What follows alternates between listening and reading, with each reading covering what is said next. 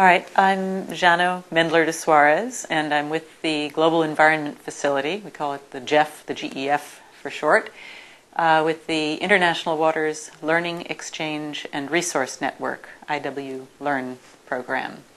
We're a knowledge management program that serves the entire GEF International Waters portfolio.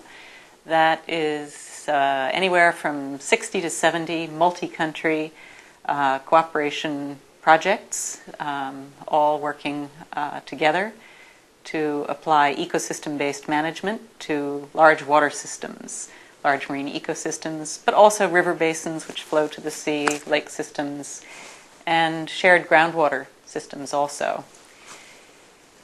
I'd like to talk primarily about one of the most important global aspects of ocean management, and that essentially is the relationship between climate, oceans, and security.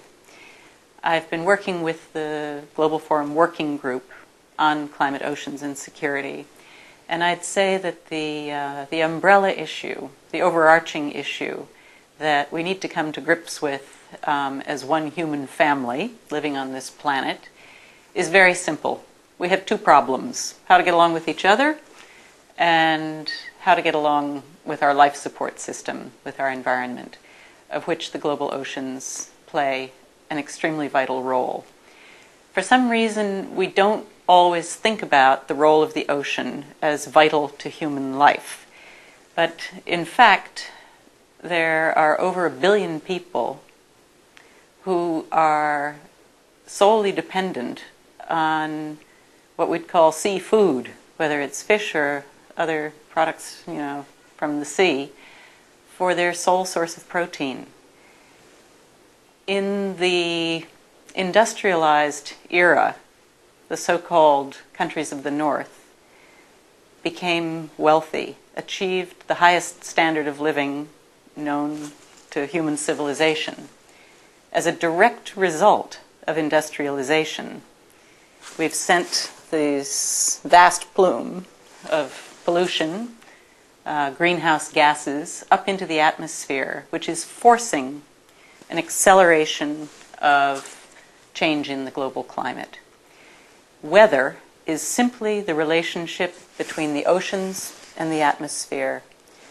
So the impacts of climate change, not surprisingly, are intimately related to ocean and atmosphere interactions.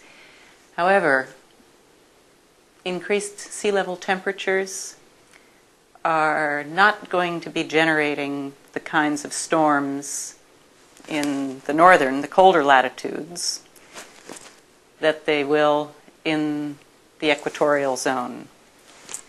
The kinds of tropical diseases which flourish in warm seas are not going to affect the countries of the north.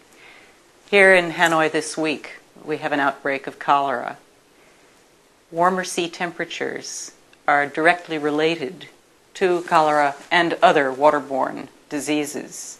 Coastal populations in Indonesia, Vietnam, let's just say the top 5 most vulnerable countries to climate change, with the largest coastal populations that are impacted by increased variability in the climate and the impacts of long-term change, are actually in the Southeast Asia region.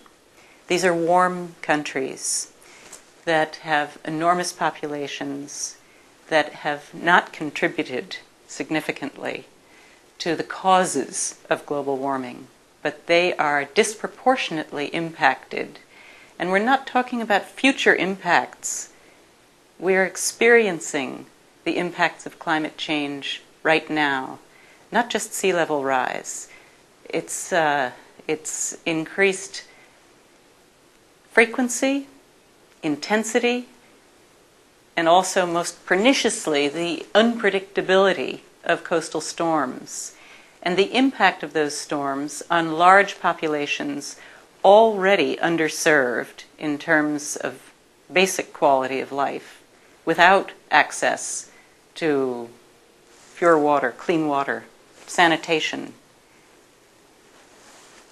we are at risk of losing the progress that we've been making towards the Millennium Development Goals because of the added stress and the acceleration of problems that comes because of the impacts of climate change.